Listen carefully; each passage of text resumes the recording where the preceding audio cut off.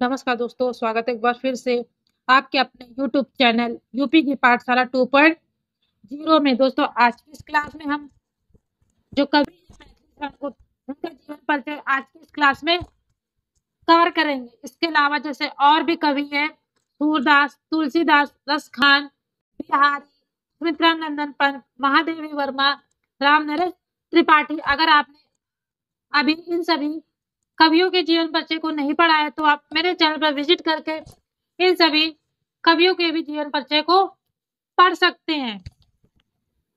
तो आज की इस क्लास में हम मैथिली शरण गुप्त जी का जीवन परिचय पढ़ेंगे। तो चलिए बिना किसी देरी की क्लास स्टार्ट करते हैं।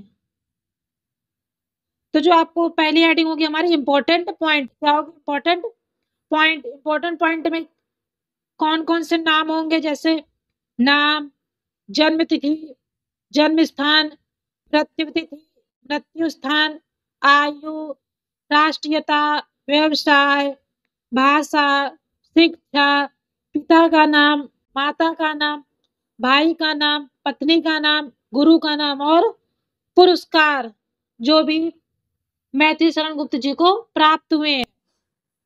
इतने पॉइंट को लिखने के बाद अब आपके इनके अंदर का लिखना है। नाम मैथिली शरण गुप्त, इनका जन्म कब हुआ था? जन्म तिथि 3 अगस्त 1886। जन्म स्थान चिरगांव, झांसी, उत्तर प्रदेश में हुआ था। मृत्यु तिथि 12 दिसंबर 1964 ईस्वी। मृत्यु स्थान झांसी, उत्तर प्रदेश, भारत। आयु, मृत्यु का समय 78 वर्ष। जब मैथिली शरण गुप्त 78 वर्ष के थे तभी इनकी मृत्यु हो गई थी। राष्ट्रीयता भारतीय। व्यवसाय नाटककार, कवि, राजनेता और अनुवादक। भाषा खड़ी बोली और ब्रज भाषा। शिक्षा प्राथमिक Chirgaon McDonald high school Jhansi. पिता का नाम सेठ गुरुचरण गुप्त, माता का नाम काशीबाई गुप्त, भाई का नाम सिया राम शरण गुप्त, पत्नी का नाम श्री सरजू देवी, गुरु का नाम महावीर प्रसाद द्विवेदी या द्विवेदी युग के कवि। पुरस्कार 1954 में पद्म भूषण की उपाधि, साहित्य वाचस्पति, हिंदुस्तानी अकादमी पुरस्कार। पद्म भूषण, डीलिट की उपाधि, साहित्य वाचस्पति, हिंदुस्तानी अकादमी पुरस्कार, ये सब मैथिली शरण गुप्त को सन 1954 में प्राप्त हुए थे। जितने भी पॉइंट मैंने आपको ऊपर बताए, अगर आप इन पॉइंटों को इसी पॉइंट वाइज लिखते हैं और बिल्कुल सही लिखते हैं तो जो एग्जामिनर होगा, अगर आपने सभी पॉइंटों को बिल्कुल सही लिखा है तो इन्हीं पॉइंटों को देखते हुए वो आपको पहले ही नंबर दे देगा। तो आप इन पॉइंटों को जरूर ध्यान से लिखिएगा। अब हम आगे बढ़ते हैं। अगली हेडिंग होगी हमारी जीवन परिचय। जो मैथिली शरण गुप्त है इनका आपको जीवन परिचय कैसे लिखना है।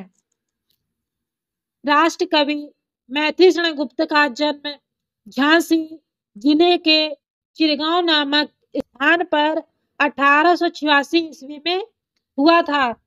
जो राष्ट्र कवि है मैथिली शरण गुप्त, इनका जन्म झांसी जिले के चिरगांव नामक स्थान पर 1886 ईस्वी में हुआ था। इनके पिता सेठ रामचरण गुप्त को हिंदी साहित्य में विशेष प्रेम था। जो मैथिली शरण गुप्त है, जो इनके पिताजी हैं सेठ रामचरण गुप्त, इनको हिंदी साहित्य में विशेष प्रेम था। महात्मा गांधी ने राष्ट्र कवि की उपाधि भारत सरकार से इन्हें पद्म भूषण से सम्मानित किया। जो महात्मा गांधी हैं, महात्मा गांधी ने मैथिली शरण गुप्त को राष्ट्र कवि की उपाधि से और भारत सरकार ने इन्हें पद्म भूषण की उपाधि से सम्मानित किया था। 12 दिसंबर सन 1964 को इनका निधन हो गया। यानी जो मैथिली शरण गुप्त है 12 दिसंबर सन 1964 को इनकी मृत्यु हो गई। अगली हेडिंग होगी हमारी साहित्यिक गतिविधियां। क्या होगी? साहित्यिक गतिविधियां। गुप्त जी ने खड़ी बोली के स्वरूप विकास में अपना महत्वपूर्ण योगदान दिया।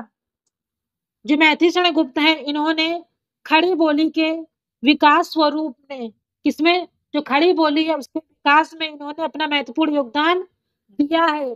गुप्त जी की प्रारंभिक रचनाएं भारत भारती, जो गुप्त जी हैं उनकी प्रारंभिक रचना कौन सी थी? भारत भारती आदि में इति व्रत कथन की अधिकता दिखाई देती है। जो मैथिली शरण गुप्त है, इनकी जो पहली रचना थी इनके द्वारा रची गई थी भारत भारती, इसमें व्रत कथन की अधिकता दिखाई देती है। इस प्रकार आप इनका जो साहित्यिक गतिविधियां हैं इस प्रकार से लिख सकते हैं। अब आगे बढ़ते हैं, अगली हेडिंग होगी हमारी कृतियां या रचनाएं। क्या होगी? कृतियां या रचनाएं। गुप्त जी ने लगभग 40 मौलिक काव्य ग्रंथों में क्या किया? लिखा है। गुप्त जी ने लगभग 40 मौलिक काव्य ग्रंथों को लिखा है, जैसे भारत भारती, किसान, शकुंतला, पंचवटी, त्रिपथगा, साकेत, यशोधरा, द्वापर, नियूस, काबा और काबला आदि रचनाएं उल्लेखनीय है। कौन कौन सी रचनाएं जो मैथिली शरण गुप्त द्वारा रची गई हैं और वे उल्लेखनीय है? जैसे भारत भारती, किसान, शकुंतला, पंचवटी, त्रिकपथा, साकेत, यशोधरा, द्वापर, नियूस, काबा और कारबला आदि रचनाएं उल्लेखनीय है। गुप्त जी ने अनग, तिलोत्तमा एवं चंद्रहास जैसे 3 छोटे छोटे पद्यबंध रूपक भी लिखे हैं। गुप्त जी ने कितने छोटे छोटे पद्यबंध रूपक लिखे हैं? तो कितने लिखे हैं? 3 लिखे हैं। कौन कौन से? अनग, तिलोत्तमा एवं चंद्रहास।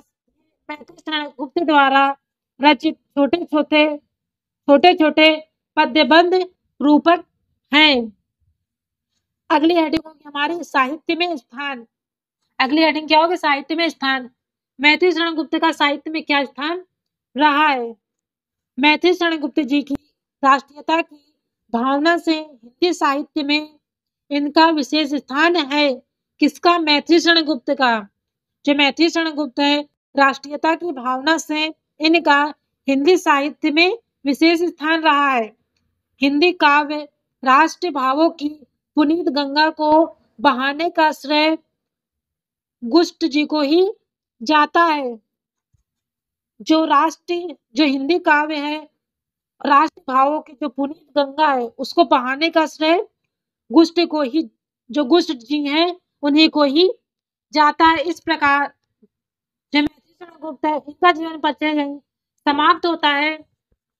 ये क्लास आपको कैसी लगी कमेंट बॉक्स में जरूर बताइएगा। अगर आपको कुछ क्वेरी है तो आप कमेंट बॉक्स से मुझसे पूछ सकते हैं। और इसके अलावा जो मैंने और कवियों के नाम बताए हैं, अगर आपने उन सभी के जीवन परिचय को नहीं पढ़ा है तो उन सभी की वीडियो का लिंक मैं आपको डिस्क्रिप्शन बॉक्स में प्रोवाइड कर दूंगी। आप वहां से विजिट करके इन सभी कवियों को भी जीवन परिचय को पढ़ सकते हैं। इसके अलावा जो गद्य के कवि जैसे आचार्य रामचंद्र शुक्ल, जयशंकर प्रसाद, डॉक्टर राजेंद्र प्रसाद, रामधारी सिंह दिनकर, भगवत शरण उपाध्याय, पदुमलाल पुन्नालाल बख्शी और जयप्रकाश भारती, अगर आपने इन सभी जो गद्य के लेखक है इनके जीवन परिचय को नहीं पढ़ा है तो आप मेरे चैनल पर विजिट करके इन सभी के भी जीवन परिचय को पढ़ सकते हैं। बाकी ये क्लास आपको कैसी लगी कमेंट बॉक्स में जरूर बताइएगा। और यदि आप मेरे चैनल पर पहली बार आए तो चैनल को सब्सक्राइब करिए और बेल आइकन को प्रेस करिए ताकि आने वाली नई वीडियोस का नोटिफिकेशन आपको सबसे पहले मिले। और वीडियो को ज्यादा से ज्यादा अपने यार दोस्तों के साथ शेयर करें। तो मिलते हैं नेक्स्ट वीडियो में नए टॉपिक के साथ। तब तक के लिए जय हिंद।